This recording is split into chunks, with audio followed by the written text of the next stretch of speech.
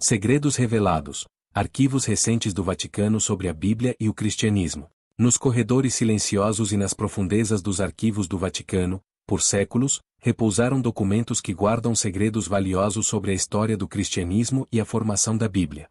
Essas coleções, antes restritas a poucos estudiosos e clérigos, têm sido lentamente reveladas ao mundo nas últimas décadas. Mas o que esses arquivos contêm? O que eles nos dizem sobre as origens da Bíblia, o surgimento de doutrinas fundamentais e as disputas teológicas que moldaram a fé cristã? A abertura dos arquivos do Vaticano nas últimas décadas permitiu que estudiosos mergulhassem mais fundo nos mistérios da Bíblia e das práticas cristãs primordiais.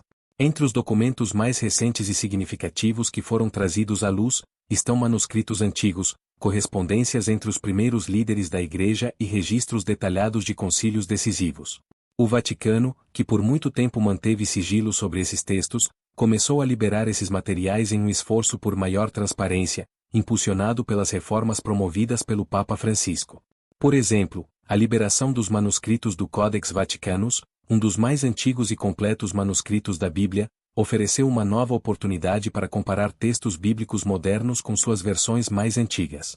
Datado do século IV, o Codex Vaticanus representa um dos pilares da história textual do cristianismo.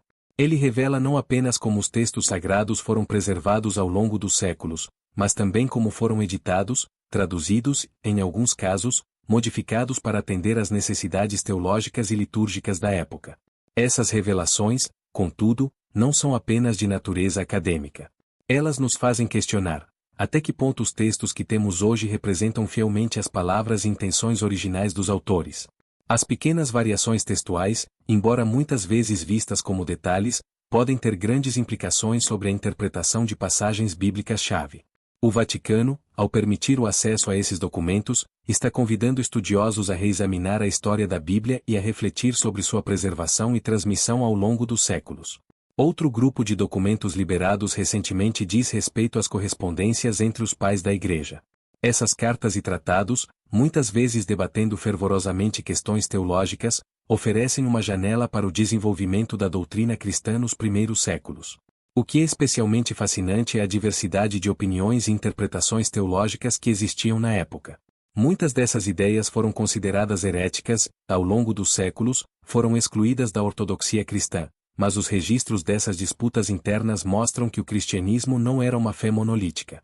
Pelo contrário, havia uma rica tapeçaria de crenças e práticas que competiam por legitimidade. Um exemplo é o debate em torno da divindade de Cristo. Durante os primeiros séculos, líderes da Igreja como Atanásio e Ário travaram debates acalorados sobre a verdadeira natureza de Cristo. Enquanto o Concílio de Nicéia, em 325 d.C., resolveu formalmente a questão em favor da visão de que Cristo é coeterno e consubstancial com Deus Pai, os arquivos mostram que as discussões não terminaram ali.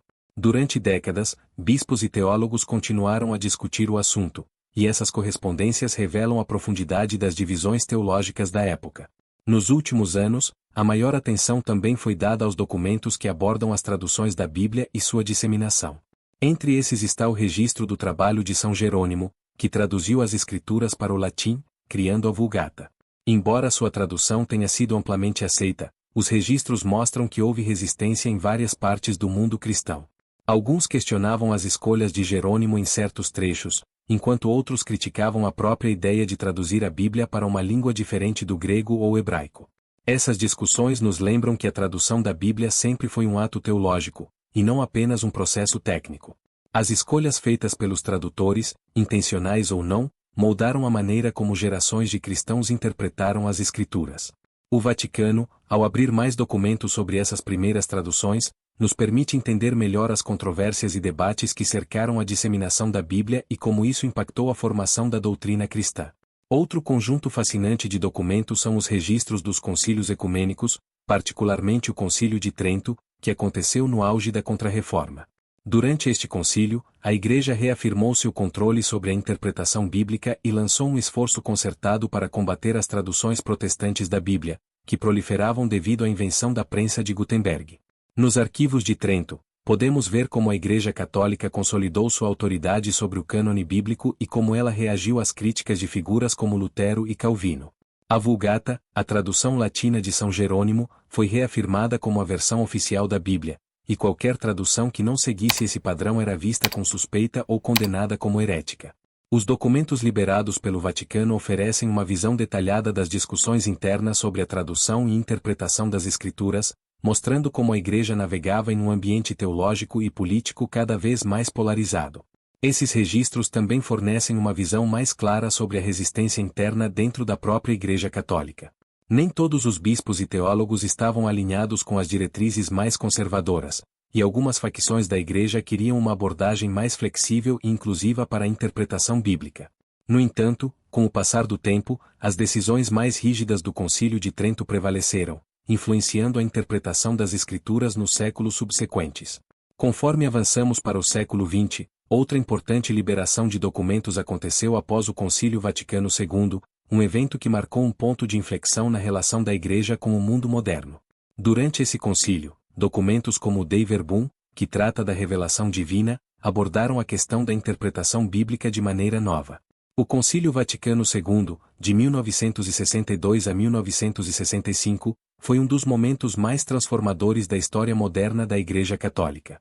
Esse concílio buscou abrir a Igreja para o diálogo com o mundo contemporâneo e reformular algumas de suas abordagens, incluindo a forma como a Bíblia era lida e interpretada.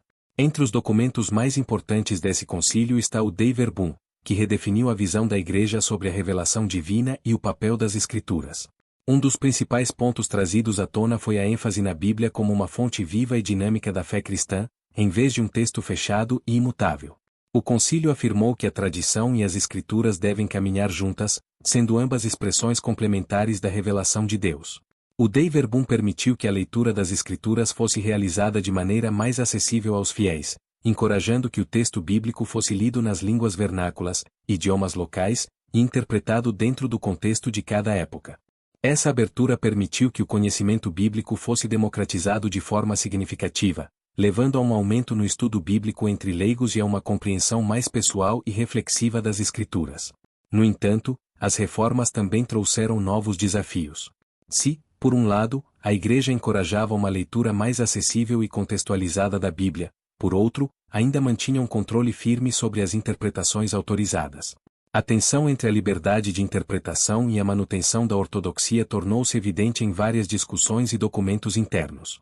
Além disso, as implicações dessas mudanças chegaram não apenas ao nível teológico, mas também ao pastoral. A leitura das Escrituras em língua local trouxe uma nova vida às celebrações litúrgicas, permitindo que as pessoas entendessem melhor as passagens e se envolvessem mais profundamente com os rituais da fé.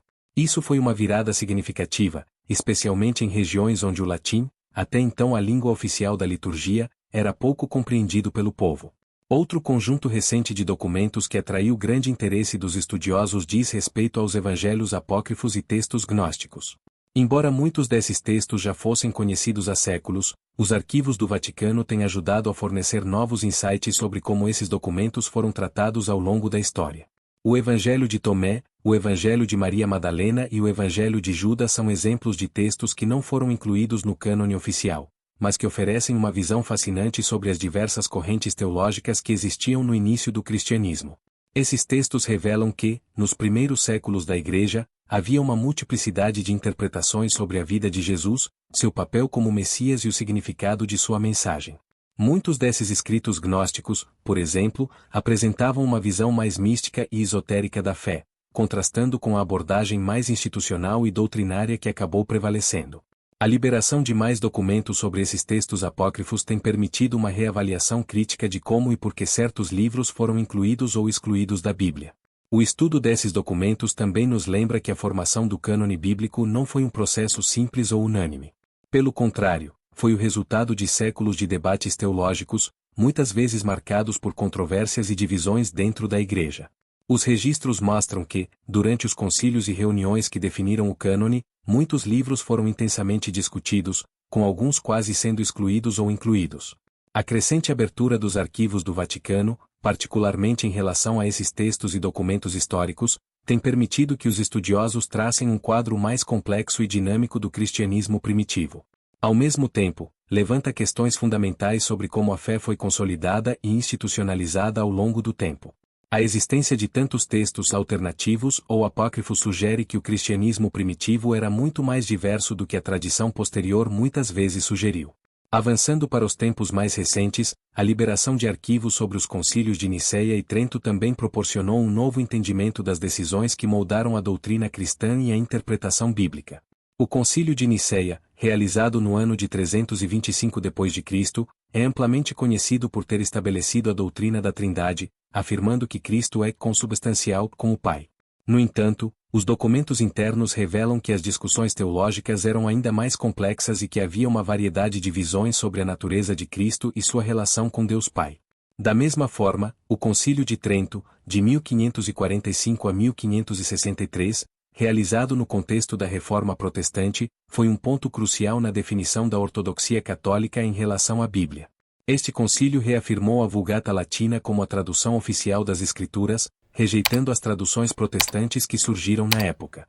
Além disso, o Concílio de Trento consolidou a ideia de que a interpretação das Escrituras estava sob a autoridade exclusiva da Igreja, fechando a porta para interpretações livres e pessoais dos textos sagrados. Esses documentos dos concílios revelam os bastidores das decisões doutrinárias mais importantes da Igreja e nos ajudam a entender o contexto em que essas decisões foram tomadas.